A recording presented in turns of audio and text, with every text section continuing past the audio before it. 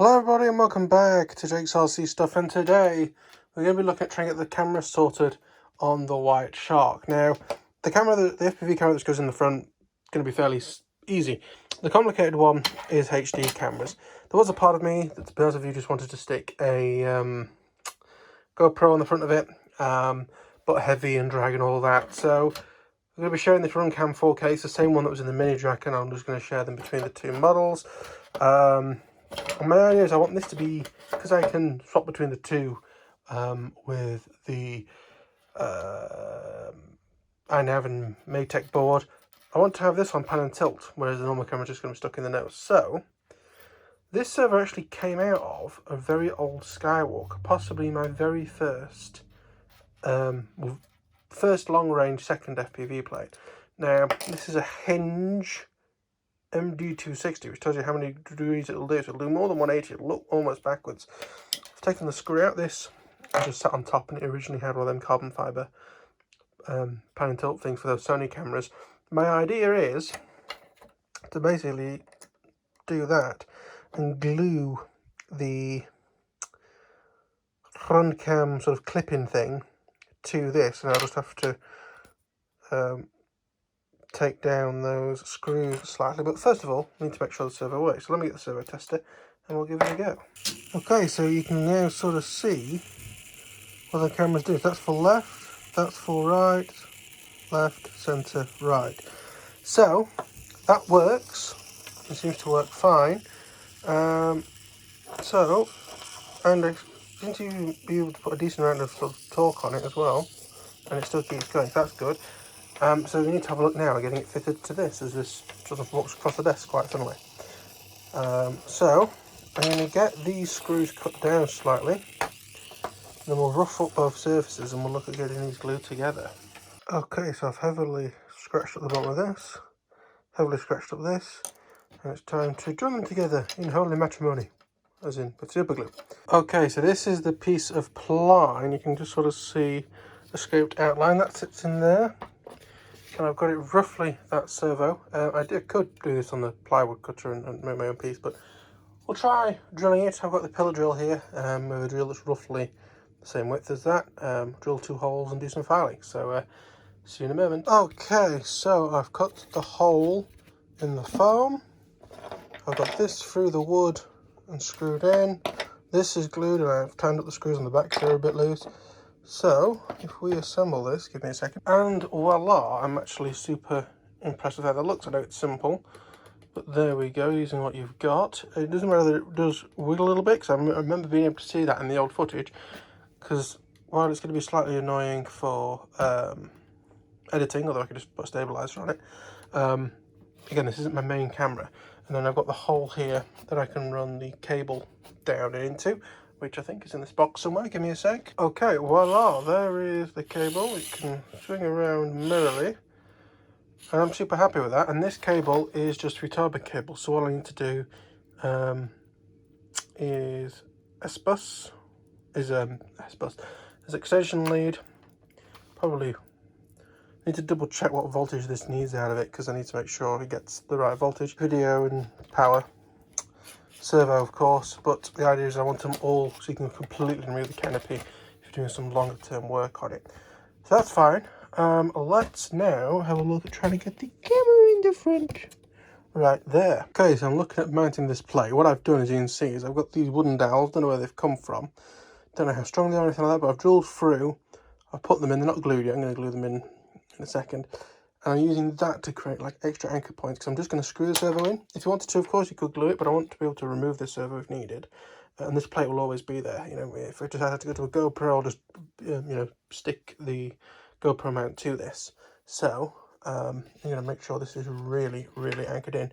I've done lots of sanding, put some grooves in the foam, really roughed it up. So, let's get it glued in. Probably going to glue the plate on first and then push the pegs through. So let's get that done. Okay, so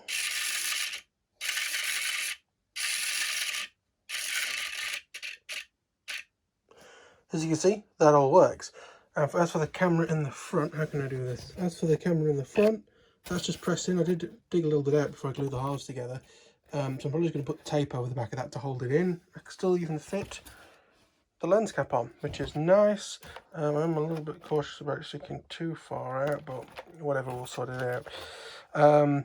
This wire also has audio on it, which is the white wire, I believe. So you can get rid of that and just put that onto a Futaba plug, I think.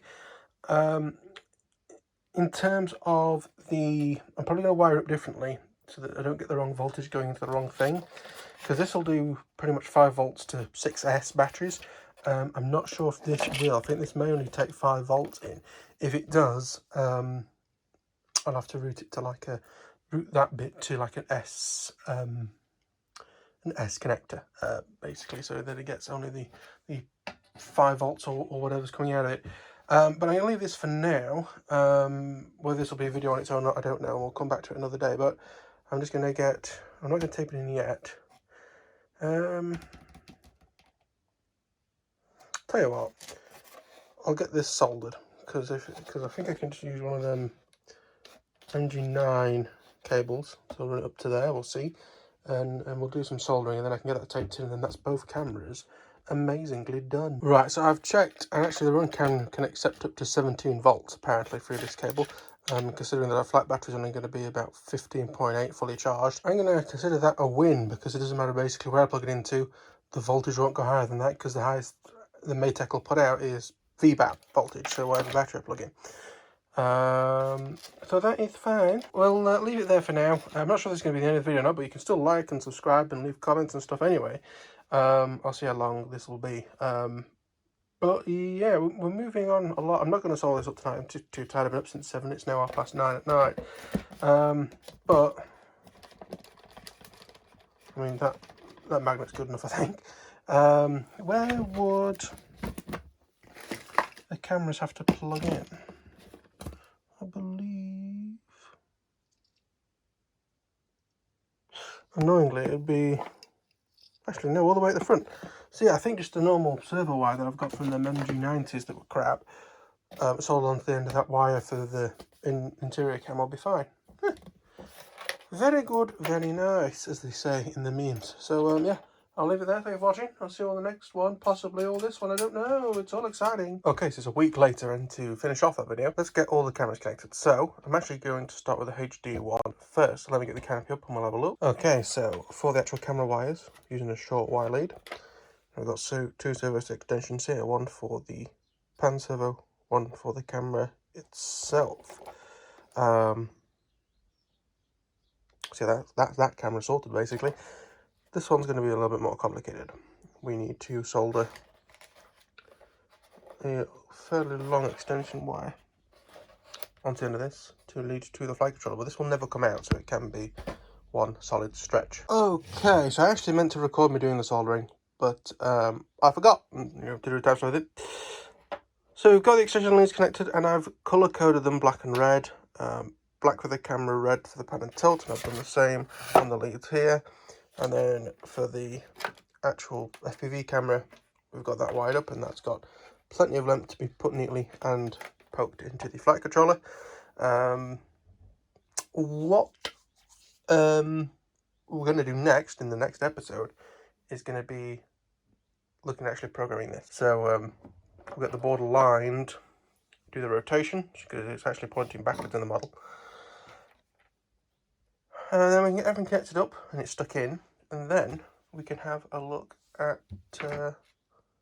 actually putting all the iNav stuff in, which I'm not sure how much of a video that's going to be, because it's basically going to be following a Payless 360 video. But yeah, excitingness is occurring, so I'll see you in the next one. Bye bye.